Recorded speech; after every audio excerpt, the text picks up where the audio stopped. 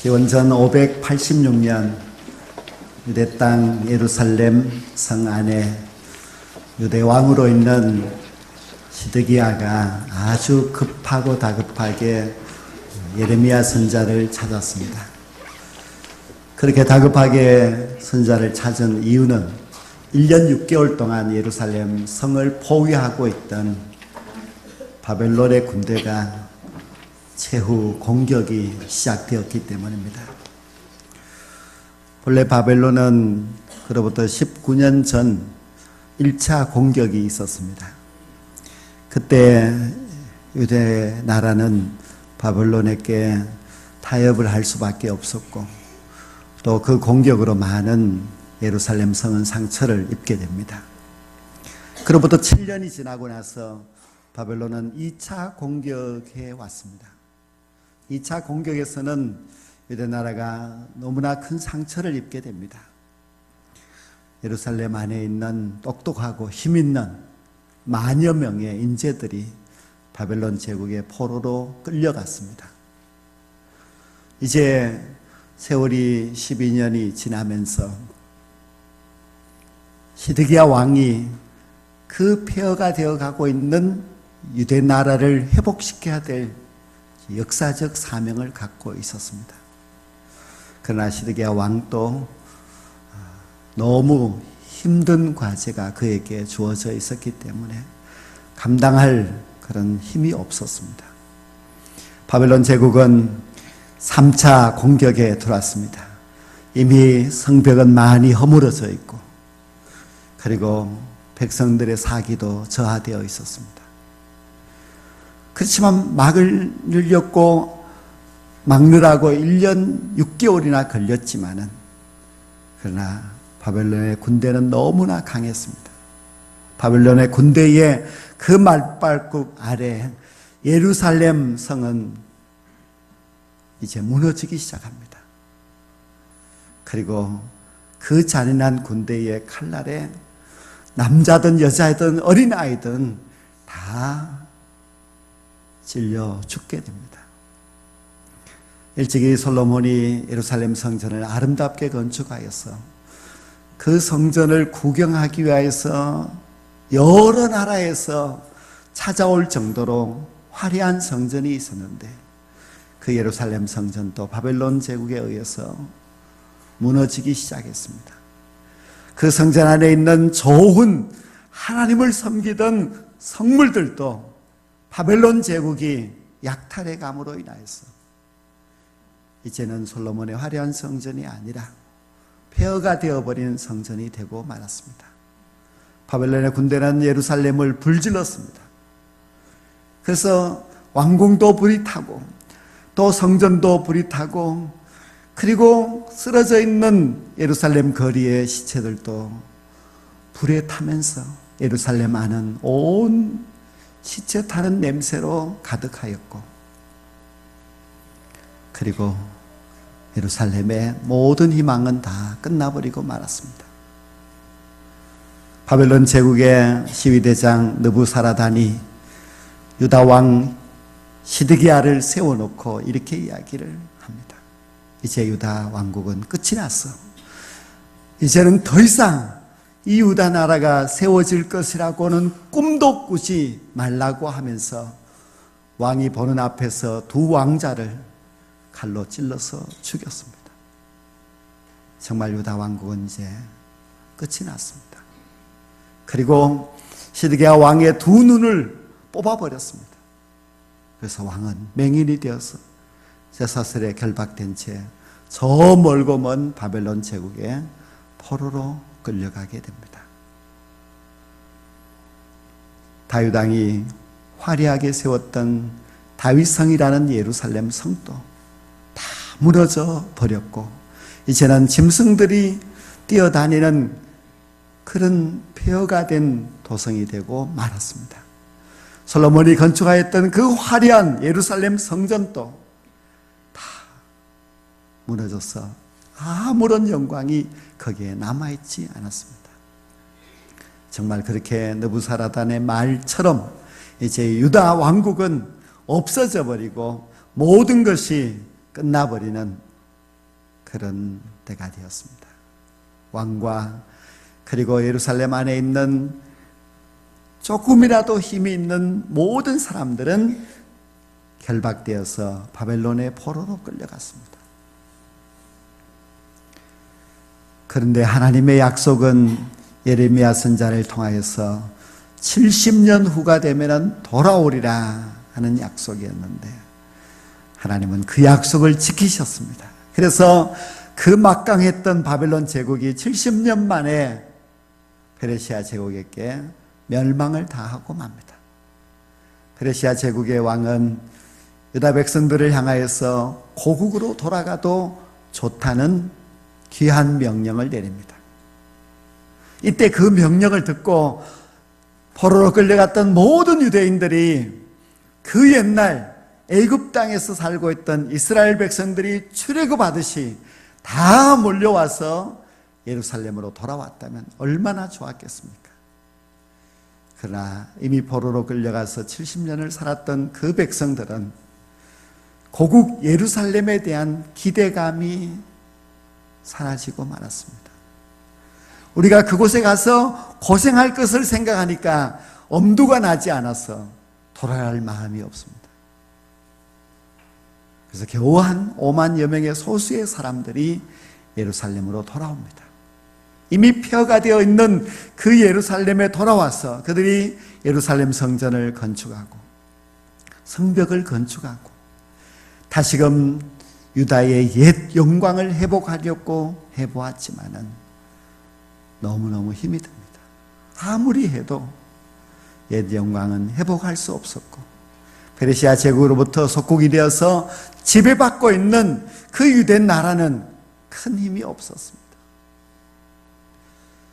그래서 유대 나라의 그 영광은 다시 돌아올 수 없었고 온 백성들은 힘들고 어려운 고단한 삶을 살아갈 수밖에 없었습니다. 그러한 때에 세계 역사는 다시금 변화가 되게 됩니다. 저 그리스 땅에서 태어나서 자라서 왕이 된 알렉산더가 점점 동쪽을 향해서 오면서 세계를 정복하게 됩니다. 알렉산더의 말 발굽 아래 유다 나라가 멸망하게 됩니다. 그래서 유다는 다시금 헬라의 속국이 됩니다.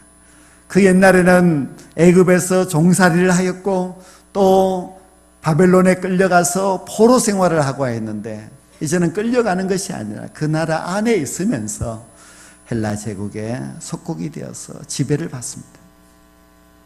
무려 270여 년 동안 지배를 받습니다. 우리도 일본에게 36년의 지배를 받을 때에 얼마나 고통스러웠습니까? 많은 것을 빼앗기고 자유를 잃고 수많은 사람들이 끌려가서 죽고 했습니다. 그런데 헬라 제국의 지배는 너무너무 잔인했습니다. 헬라 제국은 유대인들의 종교를 싫어했습니다. 그래서 유대인들이 안식일을 지키는 것을 알고 안식일 날 공격해서 수많은 유대인들을 죽였습니다. 안식일을 지키는 사람들을 또 죽였습니다. 유대의 전통을 따라서 할례를 행하는 사람들도 죽였습니다. 성전에 나와서 제사를 드리면은 역시 죽였습니다. 아주 종교의 자유를 빼앗아 버린 것입니다.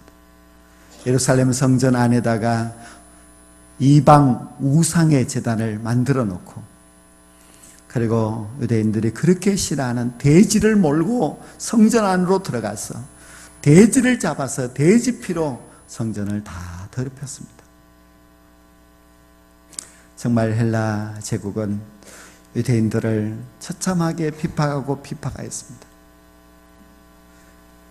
정말 참을 수 없을 정도로 고통스러운 그때에 나라의 독립을 위해서 싸우는 한 사람이 있었는데 늙은 제사장 마타디아 제사장이었습니다. 이 마타디아가 자기의 아들들과 함께 참을 수 없는 분노를 가지고서 헬라 군대를 하나씩 죽이면서 독립운동을 시작했습니다. 뜻을 같이 하는 많은 사람들이 몰려들어서 이제 조금씩 나라를 회복시키기 시작하여서 헬라 제국이 약한 틈을 타서 독립을 하게 됩니다. 그것이 바로 하스몬 왕가인데, 왕을 세우고 왕가가 세워지고 했지만은 그 옛날에 다윗의 시대와는 비교할 수가 없습니다. 초라하기 그지없습니다. 마치 사자와 호랑이와 표범이 우글거리는 맹수의 속을 정글 아래서 조그만 한 마리의 양이 그 숲속에 던져져 있는 것이나 마찬가지였습니다. 그때를 가리켜서 우리는 암흑의 시대라고 합니다. 왜 암흑의 시대라고 하는가 하면은, 물론 이 유다 나라가 적들에게 지배를 받고 고통받고 있었기 때문에 그렇게 부르는 것도 있지만은, 말라기 선지자 이후에 400년 동안 아무 선지자도 이 유다 나라에 나타나지 않습니다. 하나님의 말씀도 없습니다. 하나님의 역사도 없습니다. 아무리 성전에 와서 예배를 드리고 하여도 그들의 마음속에는 허전함만 있을 뿐 아무런 하나님의 응답도 받지를 못합니다. 그런 세월이 400년이나 됩니다. 이렇게 힘들게 살아가고 있는 그때에 또 하나의 세력이 이 유다 나라를 향해서 몰려오게 됩니다. 그것은 바로 저 서쪽에서 마치 시커먼 먹구름과 같이 유다 나라를 향해서 몰려오는 강철과 같은 힘을 갖고 있는 나라가 있었는데, 그 나라가 바로 로마 제국입니다. 로마는 기원전 63년, 즉 예수님이 탄생하기 63년 전에 폼베이우스 장군이 이끄는 로마의 군대가 예루살렘을 향하여서 다가왔습니다. 그들이 온 이유가 무엇인가 하면은 이 유대 나라에 왕을 세우려고 하는데, 백성들의 마음이 나누어져서 첫 아들을 왕으로, 둘째 아들을 왕으로 서로 싸우고 있었습니다. 그래서 그것을 자기들이 간섭해서 해결하겠다고 온 것입니다. 나라가 힘이 없으면은 유다 나라가 스스로 해야 될 그 일을 로마 제국이 간섭을 하고 나선 것입니다. 물론 예루살렘은 문을 열어주지 않았습니다. 폼베이우스 장군은 3개월 동안 예루살렘 성벽에 구멍을 뚫고 그리로 들어가서 예루살렘을 점령합니다. 그리고 자기들이 마음에 드는 왕자를 왕으로 세우면서 이제 로마의 속국이 되고 말았습니다. 로마는 헬라 제국과 비교가 안 될 정도로 막강한 힘을 가지고서 유다를 지배합니다. 유다 민족이 독립을 일으켰다고 해서 3,000명이나 되는 사람을 잡아서 십자가에 매달아서 죽였습니다. 힘을 상징하는 로마 제국은 유대 민족을 처참하게 탄압을 합니다. 아무리 기다려도, 아무리 바라봐도 아무런 소망이 없고, 더 철저한 어둠 속에 잠기는 자기 나라, 자기 민족을 바라보면서 유대인들은 한 가닥 소망을 갖고 있었는데, 그 소망은 바로 메시아를 소망하고 있었습니다. 하나님, 그 옛날 애굽에서 우리 민족이, 조상들이 종살이하고 있을 때에 우리에게 구원자를 보내주셔서 우리를 구원해달라고 호소하였을 때에 모세를 보내어서 출애굽을 시켰던 것처럼 이 민족에게도 메시아를 보내주셔서 이 민족을 저 로마의 압제에서부터 해방시켜 주시기를 그렇게 간절히 기도했습니다.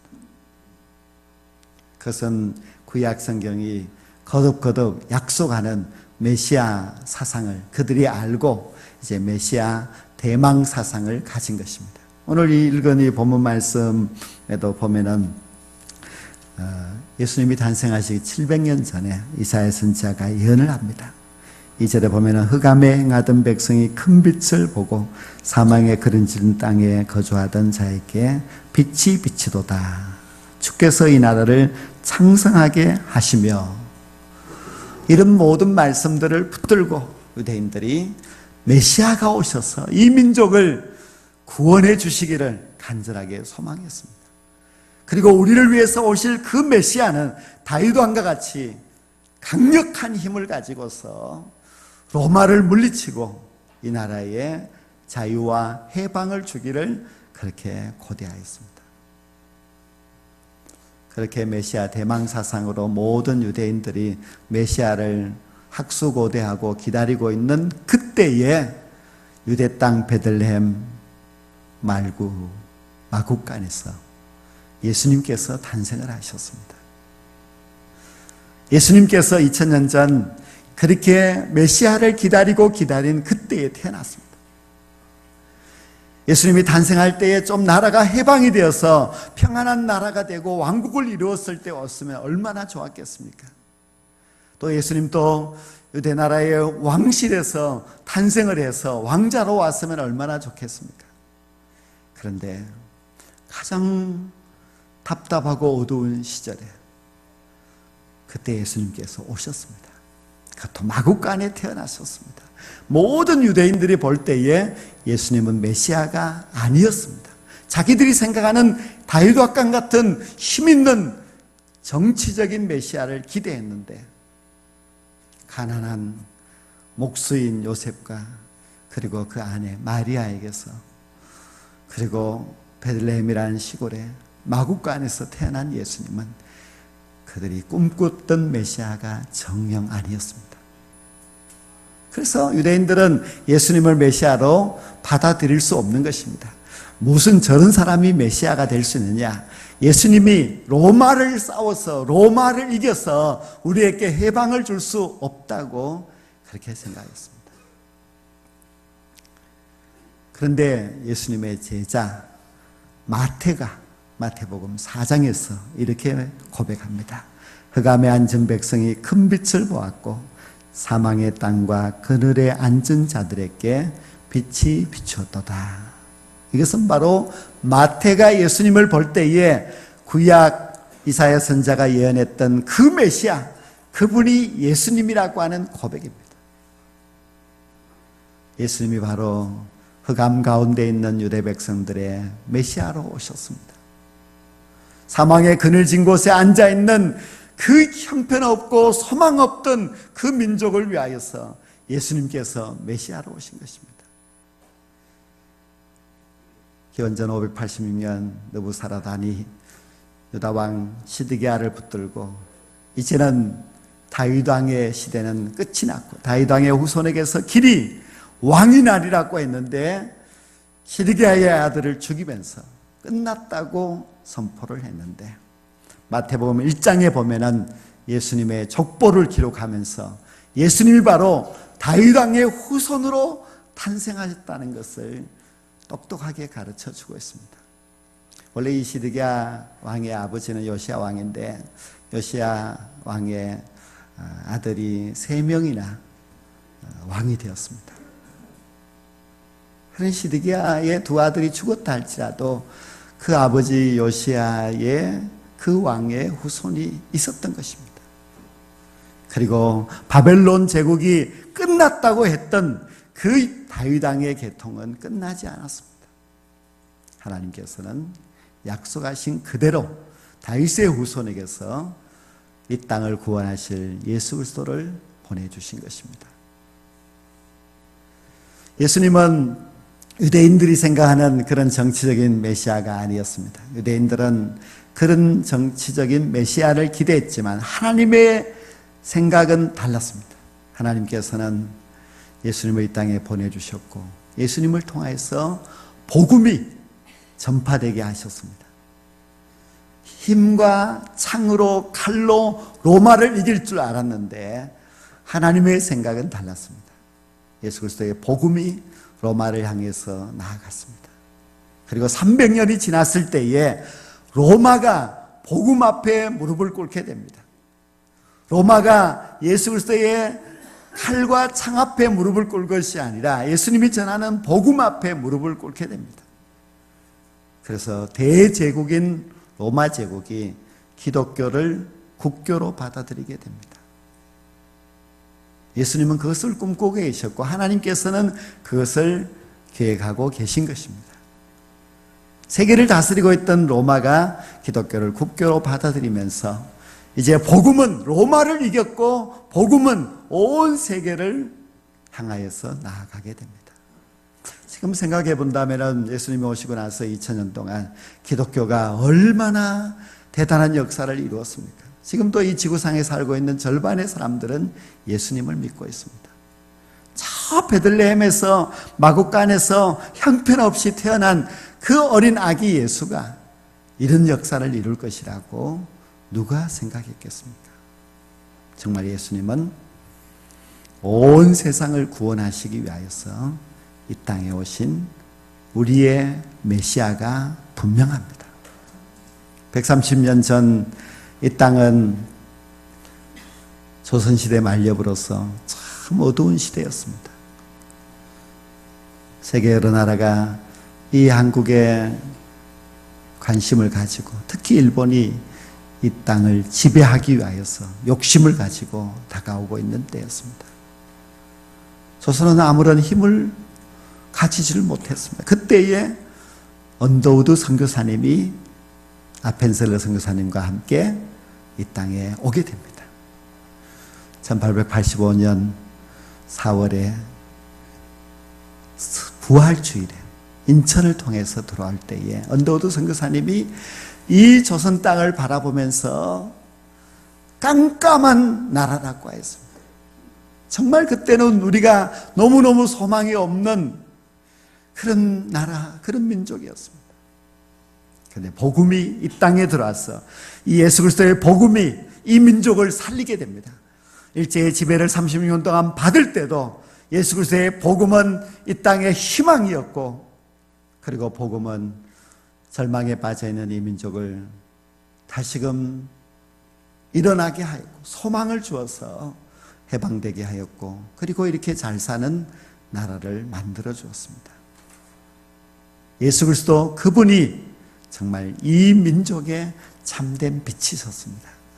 제가 생각해보면 어릴 때 자랄 때는 저희 마을에 전기가 들어오지 않아서 깜깜했습니다. 밤에 친구 집에 놀러 갔다가 돌아오려고 하면은 뭐 너무 깜깜하고 가로등도 없고 하니까 집으로 올 때도 아주 담을 더듬더듬 거려서 집을 찾아와야만 했을 정도였습니다.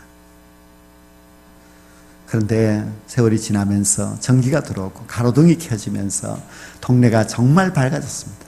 이 빛이라고 하는 것이 얼마나 대단한 힘이 있고 얼마나 고마운 것인지를 그때 생각해 보면은 참 빛이 대단하다는 것을 느낄 수가 있었습니다. 전 세계에 이 땅 위에 참 빛은 예수님이었습니다.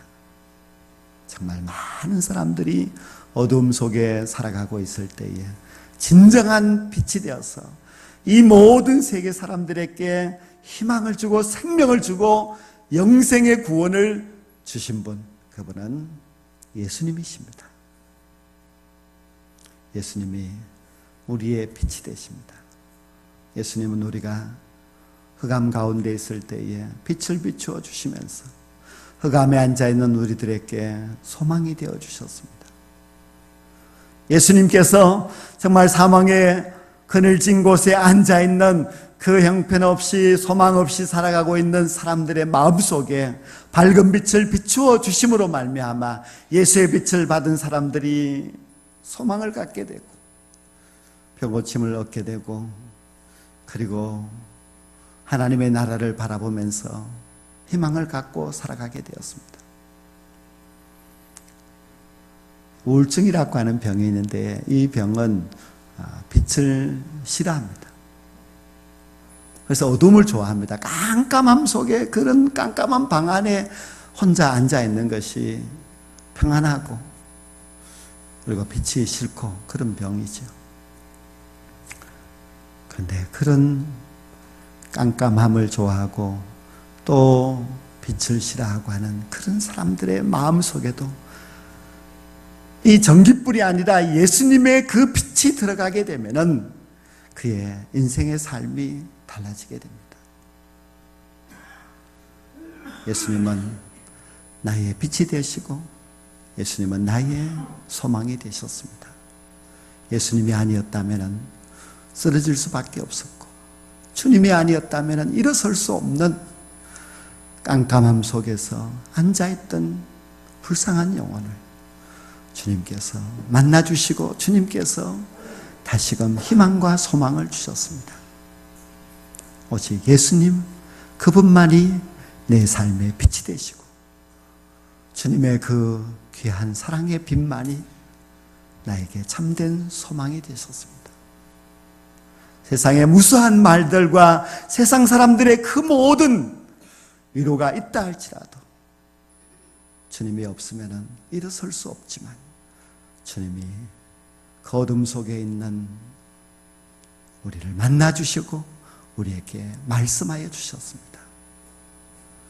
이 세상의 빛은 오직 예수님밖에 없습니다. 우리에게 참된 소망, 참된 위로가 되실 분은 오직 예수님 그분밖에 없습니다. 우리의 참빛 되시는 예수 그리스도 그분을 내 마음속에 모시고 살아가게 된다면 우리의 영혼의 상처도 치료하여 주실 것이고, 그리고 죄악에 물들어 있어서 답답하게 살아갔던 우리의 죄악된 심령도 주의 밝은 빛이 깨끗이 태워서 성결하게 해주실 것입니다. 그리고 주님의 그 빛이 영원한 빛이신 하나님의 나라를 향하여서 나아갈 수 있도록 저와 여러분 모두를 인도하여 주실 줄로 믿습니다. 기도드리겠습니다. 하나님 아버지,